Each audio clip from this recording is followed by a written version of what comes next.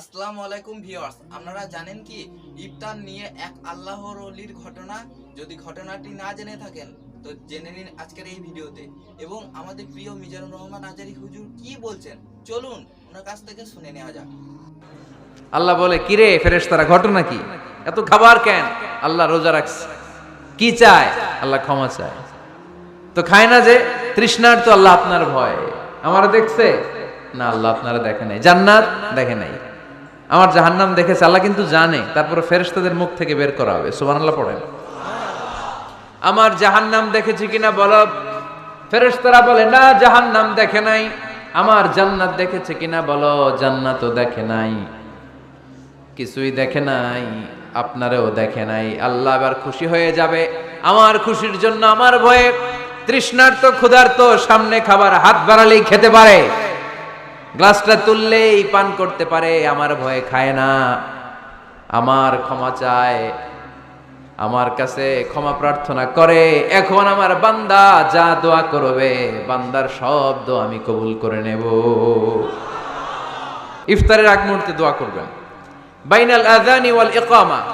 আল্লাহর হাবিব সাল্লাল্লাহু আলাইহি ওয়াসাল্লাম বললেন, আদ-দুআউ লা ইউরাদ্দু বাইনাল আযানি ওয়াল ইকামা। আযান এবং ইকামতের মাঝখানে দোয়া করলে ওই দোয়া আল্লাহ কখনো ফিরিয়ে দেয় না।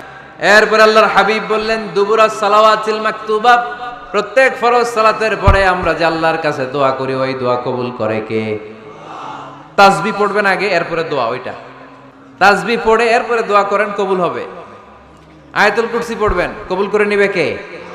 মান ক্বারা আয়াতুল কুরসি দুবুরা কুল্লি সালাওয়াতিন মাকতুবা লাম ইয়ামনাহু মিন দুখুলিল জান্নাতি ইল্লাল মাউত। প্রত্যেক ফরজ সালাতের পরে যে একবার করে আয়াতুল কুরসি পড়ে, তার জান্নাতে ঢোকার ক্ষেত্রে আর কোনো বাধা নাই। একটা জিনিস ছাড়া, মরণ। মরে না তাই জান্নাতে যায় না, মরলেই জান্নাতি। আরো জোরে পড়েন সুবহানাল্লাহ। এরপর আল্লাহর হাবিব বললেন, বৃষ্টির নিচে দাঁড়িয়ে দোয়া করো। বৃষ্টি যখন পড়ে, বৃষ্টির নিচে দাঁড়িয়ে আপনি দোয়া করবেন, দোয়া কবুল করবে কে? আবার নামাজের মধ্যে 3 জায়গায় দোয়া কবুল হয়, নামাজের শুরুতে, সেজদায় পড়ে, সালাম ফেরানোর আগে। এজন্য আল্লাহর হাবিব তাকবীরে তাহরিমে বাধার পড়ে সানা পড়তেন, মাঝে মাঝে পড়তেন, ওয়াজহাতু ওয়াজহিয়া লিল্লাযী ফাতারাস সামাওয়াতি ওয়াল আরদা হানিফাও ওয়া মা আনা মিনাল মুশরিকিন। এখানে অনেক দোয়া পড়তেন। আল্লাহুম্মা বাঈদ বাইনি ওয়া বাইনা খাতায়ায়া কামা বাআদতা বাইনাল মাশরিকি ওয়াল মাগরিব। আল্লাহ, আমার আর আমার গুনার বোঝার মধ্যে এত দূরত্ব করে দাও, পৃথিবীর পূর্ব প্রান্ত আর পশ্চিম প্রান্তের মাঝখানে তুমি যত দূরত্ব রেখেছো। সুবহানাল্লাহ পড়েন। আমার পাপগুলোকে তুমি সাদা ধবধবে ঠান্ডা বরফের পানি দিয়ে ধুয়ে মুক্ত করে দাও। ও আল্লাহ, আমারে তুমি নিষ্পাপ বানিয়ে দাও। এই নামাজের শুরুতে এই দোয়াগুলো করলে কবুল করে কে? নামাজের মধ্যে আরেকটা জায়গা আছে দোয়ার, সেজদায়। কখন? ওয়াসজুদ ওয়াক্তারিব। আল্লাহ বলেন, সেজদা দাও, আমার কাছে আসো।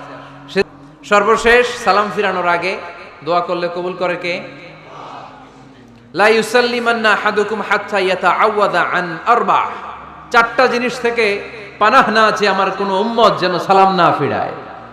সবাই যেন পড়ে, আল্লাহুম্মা ইন্নী আউযু বিকা মিন আযাবিল কবর, আউযু বিকা মিন আযাবি জাহান্নাম, আউযু বিকা মিন ফিতনাতিল মাহইয়া ওয়াল মামাত, আউযু বিকা মিন ফিতনাতিল মাসিহিদ দাজ্জাল। পড়েন আমিন। দোয়া মাসুরা পড়ে এই দোয়াটা পড়ে সালাম ফিরাবেন, কবুল করবে কে? এরপর আল্লাহর হাবিব বললেন, কদরের রাত্রে দোয়া করলে কবুল করে কে?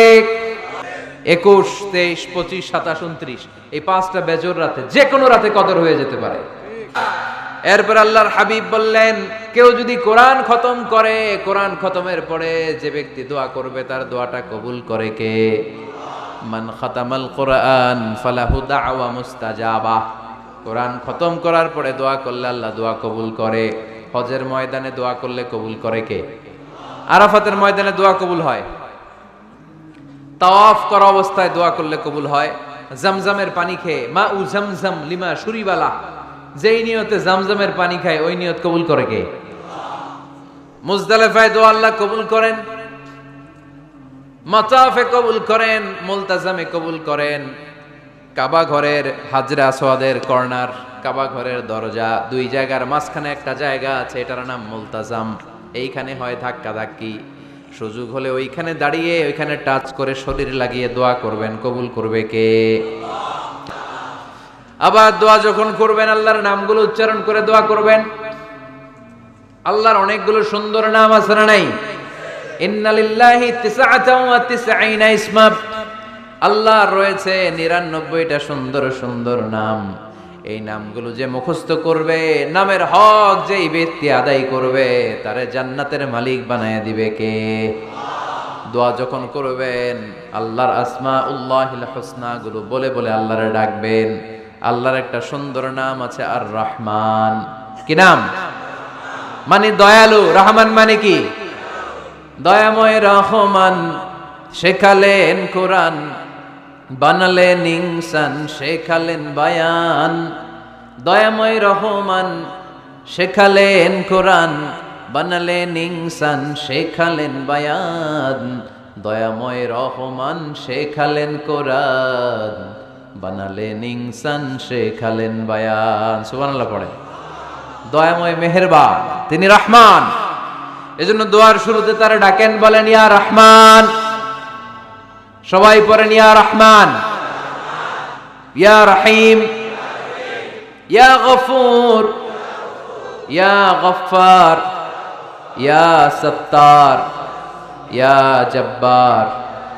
দোয়ার শুরুতে এই নামগুলো ধরে ধরে যদি আবেগ নিয়ে ভালোবাসা নিয়ে আল্লাহরে ডাকেন, দোয়া কবুল করে নিবে কে?